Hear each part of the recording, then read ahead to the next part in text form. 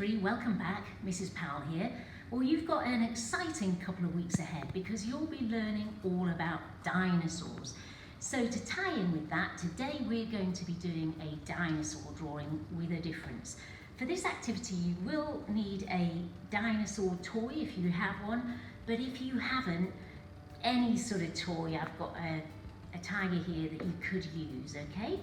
The other thing you'll need to, I guess, borrow, so ask a grown-up if you can borrow one, is a mobile phone, because you're going to be using the torch on your mobile phone for this activity. So let me show you how it's done.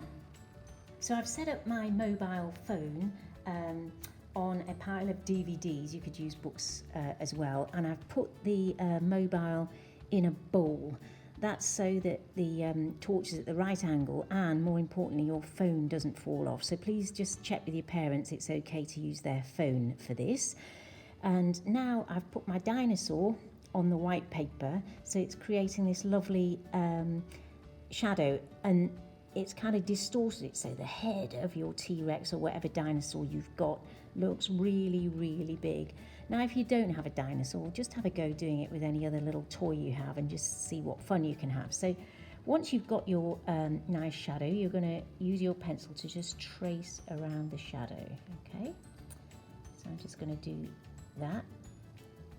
You don't need to have a pitch black room. I've just simply drawn the curtains in my front room, and that's enough. The torch light on a phone is really strong, so just get those little front arms in, and that one. To do this quite slowly. Now it's a bit difficult when you get to the sort of feet where the shadow actually meets the paper, so just get your pencil as far in as you can get, and then at the end when you take your dinosaur off, you're just going to have to fill in those bits that you couldn't draw. Same with the tail. I'm going as far as I can go.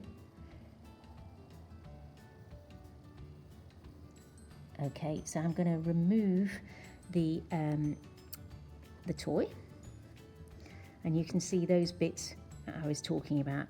I'm just going to have to fill in the rest. So I'm going to now turn the paper around, okay, because this is the position that I want my dinosaur. So using observational drawing, I'm just going to finish off the tail and the clawy feet. Okay, and that one coming like that. Okay, so there's your finished sort of shadow drawing. Now you've got two options here. You could either just colour in the whole shadow one colour, or what I'm going to do is sort of add the details using observational drawing, and I'll show you my finished example to show you what I mean. Okay, so I'm just putting the finishing touches to my giant T-Rex. I've used coloured pencils. I like using coloured pencils because you can get some nice tones in there to make the dinosaur look a bit three-dimensional. I've also added a prehistoric background. Once again, you can use any dinosaur toy you want, but if you don't have a dinosaur toy, you can use whatever creature or any toy that you have, and you can use any medium, coloured pens or paint.